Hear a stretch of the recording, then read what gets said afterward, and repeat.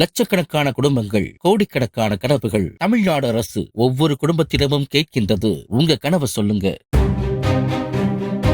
கன்னியாகுமரி மாவட்டம் சுசீந்திரம் தானுமாலையன் சுவாமி கோவிலுக்கு குடும்பத்துடன் வந்து மூலவரின் சிலை தெரியும் அளவுக்கு வீடியோ எடுத்து இன்ஸ்டாகிராமில் பதிவிட்ட சோசியல் மீடியா இன்ஃபுளுன்சர் மதுமிதா மற்றும் அவரது கணவர் மீது விஸ்வ இந்து பரிஷத் அமைப்பினர் சுசீந்திரம் காவல் நிலையத்தில் புகார் அளித்துள்ளனர்.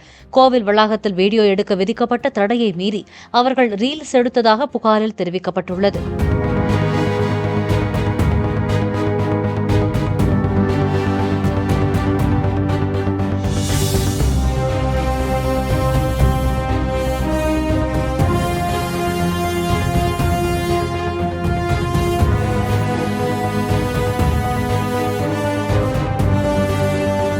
லட்சக்கணக்கான குடும்பங்கள், கோடிக்கணக்கான கனவுகள். தமிழ்நாடு அரசு ஒவ்வொரு குடும்பத்திடமும் கேட்கின்றது, உங்க கனவை சொல்லுங்க.